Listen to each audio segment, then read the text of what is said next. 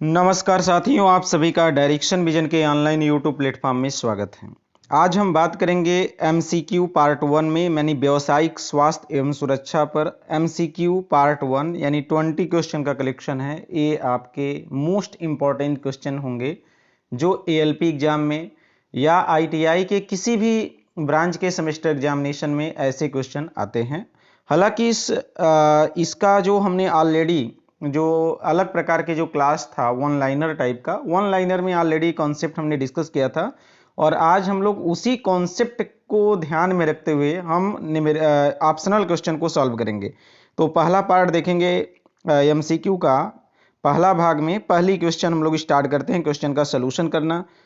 देखेंगे न करा अनियंत्रित व दुखद परिणाम वाली अनजाने में हुई दुर्घटना को या अनजाने में हुई घटना को क्या कहते हैं? तो ऑप्शन में एक पहला है, ए ऑप्शन है दुर्घटना, बी है घटना, सी और दोनों मतलब ऊपर का दोनों और इसमें से कोई नहीं। तो अनियंत्रित जिसको नियंत्रित नहीं किया जा सकता है, दुखद परिणाम वाली अनजाने में कोई घटना यदि घटती है या दुर्घटना होती है तो वह एक प्रकार का दुर्घटना कहलाता है। इस प्रकार से जो इसका आंसर होगा वो ऑप्शन ए सही होगा।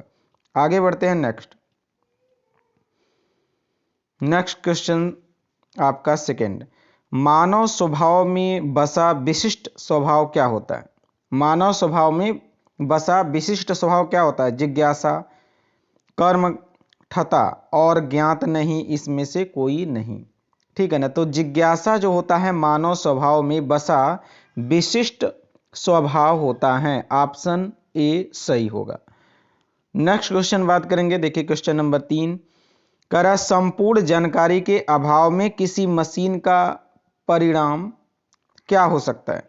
देखिए संपूर्ण जानकारी के अभाव में किसी मशीन का जो परिणाम क्या हो सकता है? परिष्कृत हो सकता है, दुर्घटना हो सकता है, पता नहीं, इनमें से कोई नहीं। यदि किसी मशीन की संपूर्ण जानकारी नहीं है तो उसका परिणाम ये हो सकता है कि उसमें दुर्घटनाएं हो सकती है। इसलिए जो हमारा ऑप्शन सही होगा वो ऑप्शन कौन सा सही होगा? सी ऑप्शन सही होगा। जैसे यहाँ पर हमने सी ऑप्शन को सही, बी ऑप्शन को सही कर दिया। यहाँ पर दुर्घटना है तो बी ऑप्शन हमने क्या कर दिया? सही कर दिया। अब क्वेश्चन नंबर 4 की तरफ बढ़ते हैं। चलिए क्वेश्चन नंबर 4 की तरफ। करा निम्न में से कौन सी घटना दुर्घटना का कारण नहीं है?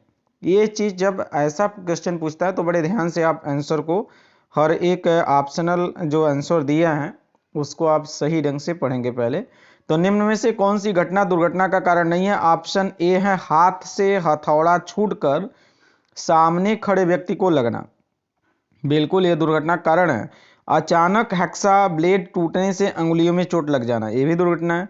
बीमा कंपनी से पैसे कमाने को अपनी अंगुलियां काट ली, ठीक है ना। और फर्श पर खड़े पड़े तेल पर रपटने से हाथ की हड्डियां टूट गई, मतलब एकाएक आप स्लिप कर गए और हड्डी टूट गई। तो ये जो ए, बी और डी हैं ये दुर्घटना का कारण है।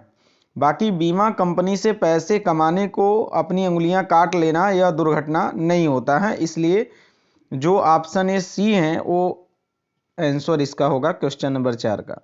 आगे हम लोग क्वेश्चन नंबर 5 की तरफ बढ़ेंगे।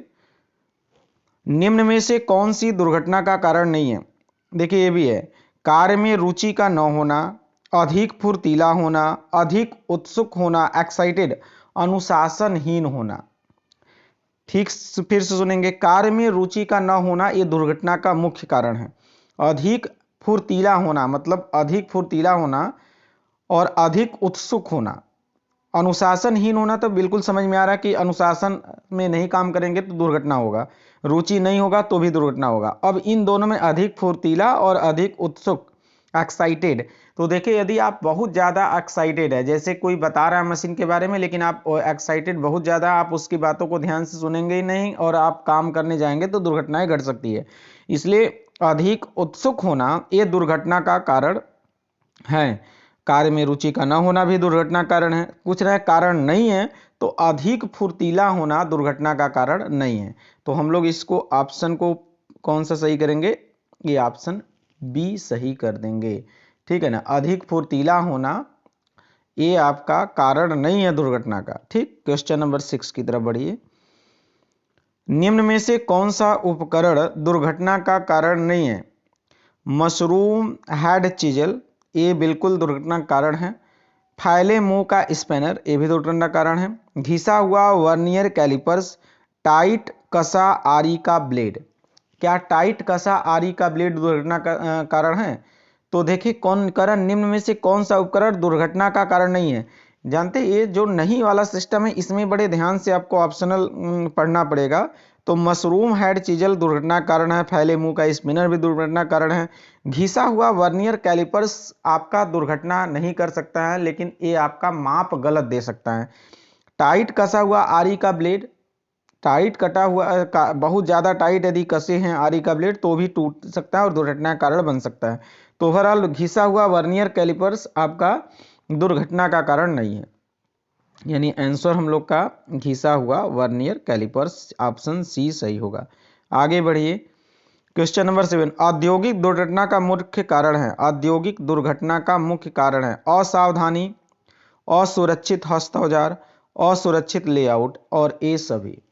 हमको लग रहा है कि असावधानियाँ, यदि आप बहुत ज़्यादा उससे सावधानी नहीं है तो दुर्घटनाएं घट सकती हैं इंडस्ट्री में। असुरक्षित हस्त औजार, यदि आप हैंड टूल असुरक्षित यूज कर रहे हैं, अनसेफ आपका हैंड टूल है, उस केस में आपका दुर्घटनाएं घट सकती हैं। असुरक्षित लेआउट का मतलब मशीन का सही लेआउट नहीं है तो आपका दुर्घटनाएं घट सकती है। अर्थात ये हो सकता है क्वेश्चन नंबर 7 का ऑल ऑफ दी एबव, मतलब उपरोक्त सभी, ये सभी आपका आंसर सही होगा।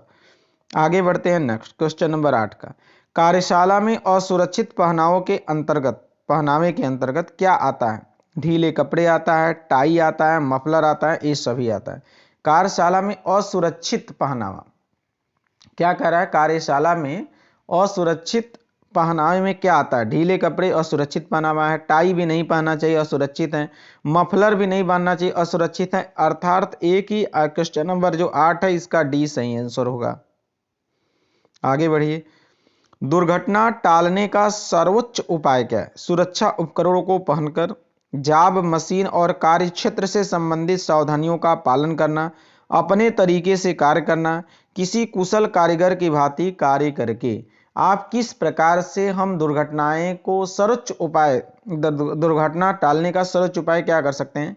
तो लगभग तो सब लग रहा है, लेकिन इसमें जॉब मशीन और कार्यक्षेत्र से संबंधित सावधानियां, सेफ्टी अरेंजमेंट का पालन करना, ये आपका दुर्घटना टालने का सर्वोच्च उपाय है। कुशल कारीगर की भांति कार्य करके थोड़ी दुर्घटना को टाला जा सकता है, कुशल कारीगर का भी दुर्घटना होता है, लेकिन आप जब भी जॉब मशीन और उसके कार्यक्षेत्र से संबंधित सावधानियां, जो सेफ्टी प्रिकॉशंस उसमें दिया जाता है या लगाया जाता है, उसका आप पालन करेंगे तो दुर्घटनाएं टाला जा सकता है। इसलिए ऑप्शन जो होगा क्वेश्चन नंबर 9 का, वो ऑप्शन बी सही कर देंगे। आगे बढ़िए, देखिए नेक्स्ट क्वेश्चन 10 का, पहिए के रूप में प्रारंभ होकर आज की औद्योगिक क्रांति के विकास क्रम में निम्न में से कौन सा पद सम्मिलित है? पहिया, ऑटोमाइजेशन और कंप्यूटराइजेशन और ये सभी।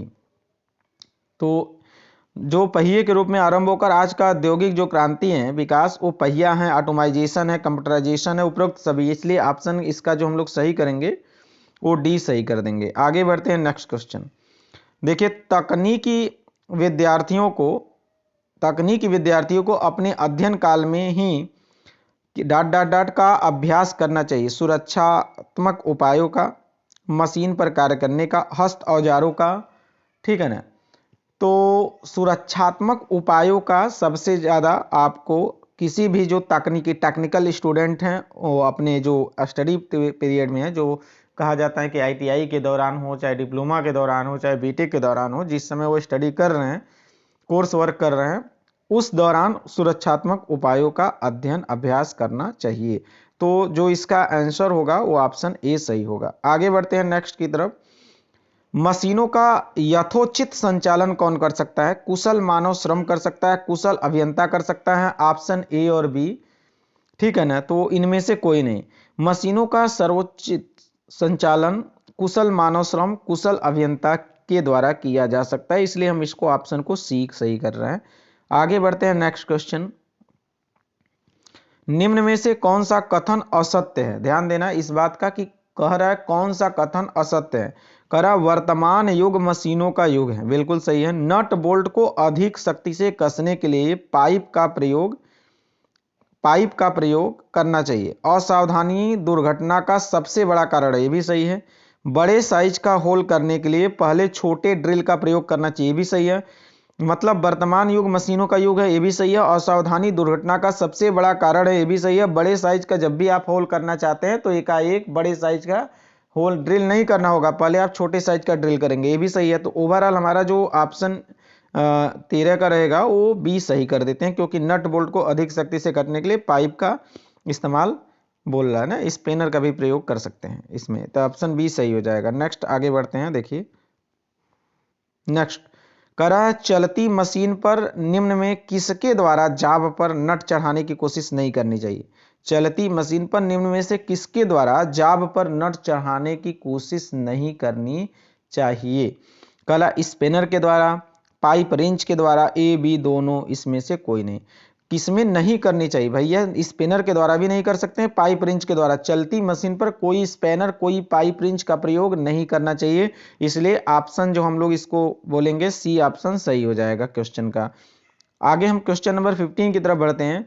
फीटर जाबों में सरफेस प्लेट का प्रयोग चिन्हन के लिए किया जाता है, क्योंकि सरफेस प्लेट होता है, जब आप कॉन्सेप्ट पढ़ेंगे तो उसमें सरफेस प्लेट क्या है, उसमें बहुत सारे ऑप्शन क्वेश्चन वहां से जनरेट होते हैं। करा यह एक बृहद सतह क्षेत्रफल रखता है, यह भारी अवयव के भार को सहन करता है, इस पर चिन्हन औजार आसानी से चलाए जा सकते हैं, यह डेटम सतह प्रदान करता है। ठीक है ना, तो करा फीटर जाम में सरफेस प्लेट का प्रयोग चिन्हन के लिए किया जाता है, क्योंकि यह या इस पर चिन्हन औजार आसानी से चलाए जा सकते हैं, इसलिए इसका ऑप्शन जो होगा वो सी सही करेंगे। ओके, आगे बढ़ते हैं नेक्स्ट की तरफ। कह रहा है कार्यशाला में बिखरा तेल फिटिंग कार्यों में बाधक बन जाता है, अतः इसे डॉट डॉट डॉट तत्काल साफ करना चाहिए, पानी द्वारा, रेत द्वारा, कपड़े द्वारा, फोम स्प्रे द्वारा। किसके द्वारा आप साफ किया जाता है, तो सबसे ज्यादा जो होता है कहा जाता है कि रेत वगैरह उस पर हम डाल करके उसकी सफाई किया जाता है। कार्यशाला में जब कोई तेल ओल गिर जाता है तो वहां पर रेत के द्वारा साफ, यानी ऑप्शन जो होगा वो हम लोग किसको कर देंगे, ऑप्शन बी को सही करेंगे। आगे नेक्स्ट क्वेश्चन की बात आता है 17 का। तो कार्यशाला यानी वर्कशॉप में विद्युत शक्ति की विफलता सामान्य तथा किसके कारण होती है। सामान्य तथा किसके कारण, स्थिति के कारण, आपातकालीन स्थिति, प्रक्रम किसके द्वारा होता है। तो आपातकालीन, जैसे कार्य वर्कशॉप में यदि विद्युतीय शक्ति की विफलता है यानी इलेक्ट्रिक बिल्कुल विफल हो जाता है, तो ये आपातकालीन की स्थिति आ जाती है, उसमें सब काम एकदम पूरी तरह से रुक जाते हैं, इसलिए इसका ऑप्शन जो होगा वो सी सही हो जाएगा। आगे नेक्स्ट बात करते हैं क्वेश्चन नंबर 18 की तरफ। विद्युतीय सप्लाई के तार से चिपके व्यक्ति को दूर करते हैं।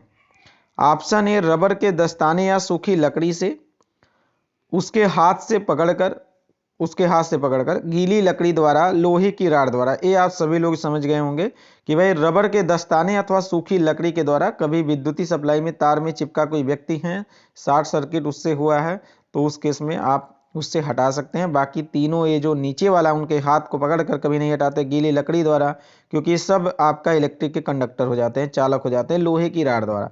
तो जो इसका ऑप्शन होगा वो ऑप्शन ए सही हो जाएगा। आगे बढ़ते हैं नेक्स्ट। जब करंट बहुत निचले स्तर का होता है तो इलेक्ट्रिक शॉक का व्यक्ति पर क्या प्रभाव पड़ता है। वो अपना संतुलन खो देगा और गिरेगा, संपर्क स्थान पर मामूली जलन होगी, अपना होश खो देगा, त्वचा पर ज्यादा जलन होगी।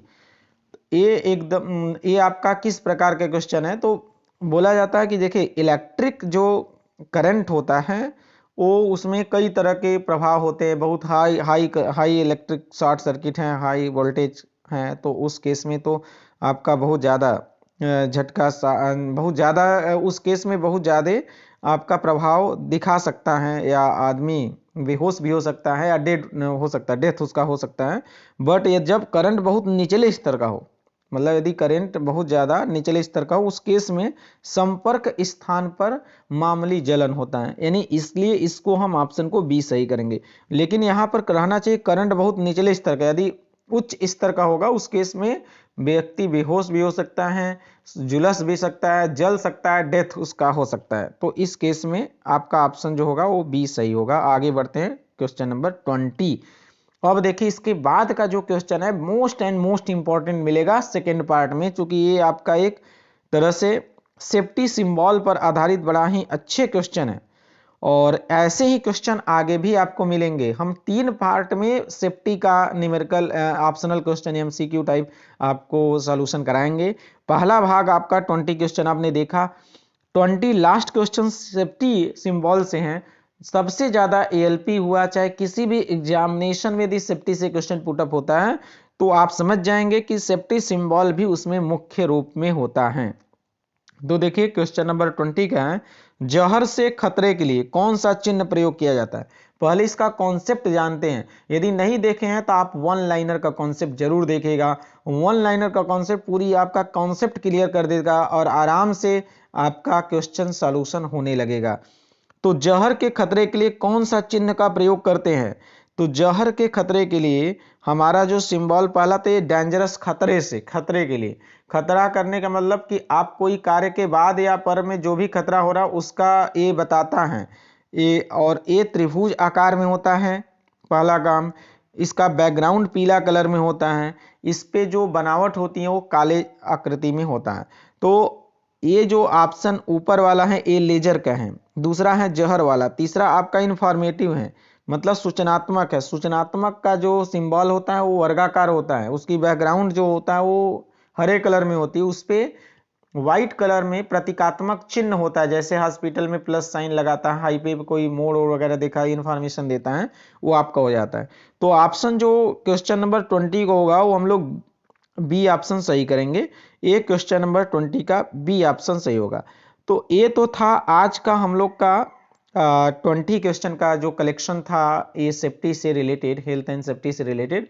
आगे भी हम लोग अगले वाले भाग में, दूसरे भाग में फिर से हम 20 क्वेश्चन के आगे वाला पार्ट हम सॉल्व करेंगे दूसरे भाग में। दूसरे और तीसरे भाग में पूरा हम लगभग 60 क्वेश्चन का कलेक्शन हम सेफ्टी से करेंगे और हमको लगता है कि इसमें से आपके एग्जाम में क्वेश्चन आ जाएंगे आराम से। इसमें कोई ऐसा नहीं क्वेश्चन मेंशन किया गया कि इस एग्जाम में पूछा गया, इस एग्जाम में पूछा गया है, यहाँ पर हमने कहीं दिखाया नहीं, बट ये सभी क्वेश्चन आपके एग्जामिनेशन के लिए इंपॉर्टेंट है। आप इसका कॉन्सेप्ट समझेंगे, जानेंगे। यदि आप रिवाइज नहीं किए हैं वन लाइनर तो आप वन लाइनर को रिवाइज कर लेंगे, जो हम लोग ऑलरेडी दूसरे वाले क्लास में डिस्कस कर रहे हैं वन लाइनर। देखिए यहाँ लिखा है for more please subscribe direction vision YouTube platform. ये डायरेक्शन विजन यूट्यूब प्लेटफॉर्म एक प्रकार का हर प्रकार की क्लास को प्रोवाइड करता है। यदि आप नहीं इसके विषय में अननोन है तो आप डायरेक्शन विजन पर विजिट करेंगे और चैनल को सब्सक्राइब कर लेंगे। यदि आपके मन में किसी प्रकार का डाउट है तो आप कमेंट बॉक्स में जाएंगे, कमेंट करेंगे, आपकी पूरी सहायता की जाएगी। आज के लिए बस इतना ही। आप सभी का बहुत बहुत धन्यवाद।